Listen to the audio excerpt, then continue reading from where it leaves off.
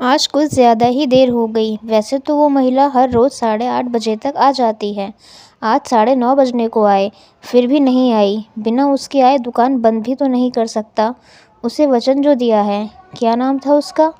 इतने दिनों में उसका नाम भी नहीं पूछा मैंने। ये सब बातें रमेश के दिमाग में चल रही थी। कुछ दिनों पहले ही तो उसने ये डेयरी शुरू की थी। उसकी ये शॉप ज़्यादा बड़ी नहीं थी, जिसमें वो और बाकी मिल्क प्रोडक्ट्स रखता था।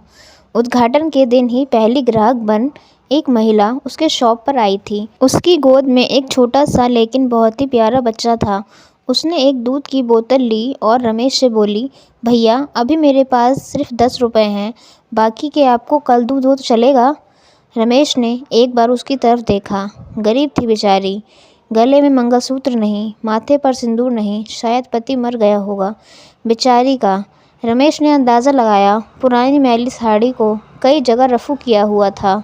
माथे से पसीने की बूंद बह रही थी। फिर उसकी नज़र उस मासूम बच्चे पर गई, जिसके मैले चेहरे पर एक निष्पाप हंसी थी और अभी अभी आए 2 दांत उस हंसी को चांद चांद लगा रहे थे। रमेश ने उस महिला की तरफ देखा और बोला, कोई बात नहीं बहन, आप मुझे बाद में पैसे दे देना। बड़े समाधान के साथ महिला ने रमेश की तरफ देखा और बोली, भैया मैं ज़रूर आपको कल पैसे दे दूँगी। यहीं पास में ही उस दूसरी गली में छोटा सा घर है, वहीं रहती हूँ मैं। रमेश मुस्कुराते हुए बोला, कोई बात नहीं बहन, कल पैसे ना हो तो भी चलेगा, जब आपके पास होंगे तब दे देना। फिर वे महिला वहाँ से चली गई। अगले दिन वह महिला पैसे लेकर डेयरी पर आई और पैसे रमेश को देने लगी। रमेश ने पैसे लेने से मना किया और बोला, नहीं बहन, मैं ये पैसे नहीं ले सकता, क्योंकि कल आपने मेरी बोनी की थी और कल मुझे 2000 का फ़ायदा हुआ। आप मेरे लिए बहुत लकी साबित हुई, इसलिए ये पैसे मैं नहीं ले सकता।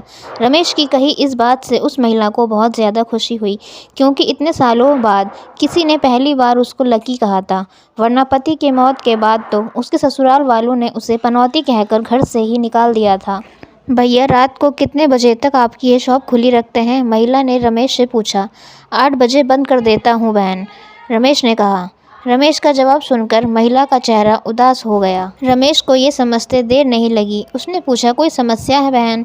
अपने बच्चे और अपना पेट पालने के लिए मैं 2 घरों में झाड़ू बर्तन का काम करती हूँ। ये सब काम करके रात को 8:30 बजे घर लौट पाती हूँ।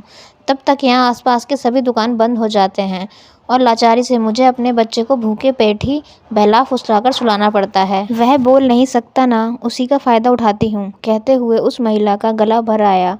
महिला की बातें सुन रमेश को बहुत बुरा लगा। फिर वह बोला, आप चिंता मत कीजिए बहन, बिना आपको दूध की बोतल दिए ये शॉप बंद नहीं होगी, लेकिन मेरी एक शर्त है। अपने आंसू पोंछते हुए महिला ने रमेश की ओर देखा और पूछा, क्या शर्त है? रमेश बोला, आप मुझे दूध के पैसे नहीं देंगी। यह सुन उस महिला की आंखें फिर छलक आईं, लेकिन इस बार आंसू दुख के नहीं खुशी के थे। उसे ऐसा लग रहा था जैसे इंसान के रूप में भगवान उसकी मदद करने आ गए हों। उस दिन से हर दिन 8:30 बजे वो डेयरी पर आकर दूध की बोतल लेकर जाती। धीरे धीरे 5 महीने बीत गए और धीरे धीरे महिला बीमार होने लगी। ज़्यादा काम और चिंता की वजह से उसका शरीर दिन ब दिन सूखता जा रहा था। ऐसे ही एक दिन रमेश अपने दुकान का सारा काम खत्म कर इस महिला के आने का इंतज़ार कर रहा था। 9:30 बजे वो महिला आई। आज उसका चेहरा कुछ ज़्यादा ही बेजान नज़र आ रहा था। बीमारी के कारण आंखों के नीचे काले घेरे और ज़्यादा बड़े हुए नज़र आ रहे थे। रमेश ने तुरंत फ्रिज खोलकर दूध की बोतल निकाल उसे दे दी। फ्रिज बंद करने के लिए रमेश मुड़ते हुए बोला कि बहन आज कुछ ज़्यादा ही देर कर दी। वो घूमा, तब तक वो महिला दूध की बोतल लेकर जा चुकी थी। उसने सोचा, आज ज़्यादा देर हो गई, इसलिए वो जल्दी चली गई होगी। बेचारी का बच्चा रोता होगा भूख से। रमेश ने दुकान बंद की और घर चला गया। अगले दिन ठीक 8 बजे वो महिला शॉप पर आई और आकर बिना कुछ बोले खड़ी हो गई। हमेशा की तरह रमेश ने उसे दूध की बोतल दी। कोई चीज़ नीचे गिरी तो उसे उठाने के लिए रमेश नीचे झुका। वो चीज़ उठाई और सामने देखा तो वो महिला वहाँ नहीं थी।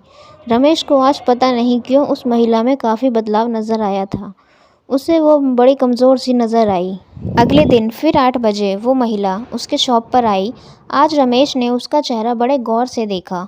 उसका चेहरा सफ़ेद पड़ चुका था, मानो उसके चेहरे का तेज कब का जा चुका हो। उसने सोचा, बेचारी गरीब महिला करे भी तो क्या, ना किसी का सहारा, ना अच्छी आमदनी। ज़रूर पैसों की कमी की वजह से बीमार होते हुए भी दवाई नहीं कराई होगी। रमेश जल्दी से अपनी शॉप बंद कर अपने घर गया। घर जाकर उसने ये सारी बात अपनी पत्नी को बताई। उसकी पत्नी भी उसी की तरह भले स्वभाव की थी। उसे भी उस महिला की परिस्थितियों पर दुख हुआ। वो रमेश से बोली, ऐसा करते हैं, कल उस महिला के घर चलते हैं और उसे किसी अच्छे डॉक्टर को दिखा आते हैं। रमेश को अपनी पत्नी की बात सुन उस पर गर्व हुआ, क्योंकि उसके विचार भी उसी की तरह दूसरों के प्रति परोपकारी के थे। अगले दिन सुबह दोनों उस महिला के घर जाने को रवाना हुए। रमेश को उसका पता ठीक से याद था। जब वह उस छोटी सी गली में पहुंचे, तब वहाँ एक छोटा सा मकान था, जिसके आसपास दूर दूर तक और किसी का घर नहीं था। जैसे जैसे वह उस मकान की तरफ बढ़ते जा रहे थे, वहाँ एक बदबू तेज होती जा रही थी। दोनों उस मकान तक पहुँचे और दरवाज़ा खटखटाया ही था कि वो खुल गया और वो बदबू असहनीय रूप से बढ़ गई। फिर भी दोनों अपने नाक पर कपड़ा रखकर उस अंधेरे मकान में घुसे, जहाँ बच्चे के खेलने की आवाज़ आ रही थी। रमेश ने किसी तरह स्विच ढूंढकर मकान की लाइट जलाई और सामने जो दृश्य दोनों ने देखा, वह देखकर दोनों की आंखें फटी की फटी रह गईं। उस कमरे में उस मासूम बच्चे की मां मरी हुई पड़ी थी। उसे देखकर लग रहा था कि वह 3-4 दिन पहले ही अपना देह त्याग चुकी है, क्योंकि धीरे धीरे उसका शरीर सड़ने लगा था। निर्जीव पड़े उस शरीर की आंखें देखकर लग रहा था जैसे रो रो कर सूख चुकी हो। निर्जीव होते हुए भी उस महिला की दोनों आंखें अपने बेटे को ही देख रही थी। उसका बच्चा भी अपनी माँ की आंखों में देखकर खेल रहा था, जैसे उसे लग रहा हो कि माँ उसके साथ खेल रही है और उसका पूरा ध्यान उसी पर है। वहीं पास में ही दूध की 3-4 खाली बोतल पड़ी हुई थी। ये दृश्य देखकर रमेश और उसकी बीवी दोनों अचंभित रह गए। दोनों के रोंगटे खड़े हो गए। रमेश को अभी भी विश्वास नहीं हो रहा था कि एक मरी हुई माँ अपने बच्चे के लिए उसके पास से दूध लेकर जाती थी। रमेश ने और उसकी बीवी ने उस महिला का विधिवत अंतिम संस्कार किया और उस बच्चे को रमेश ने अपनी बीवी के हाथों में रखा। उसने भी उस बच्चे को बड़े प्यार से लिया और दोनों ने उस बच्चे को गोद ले लिया।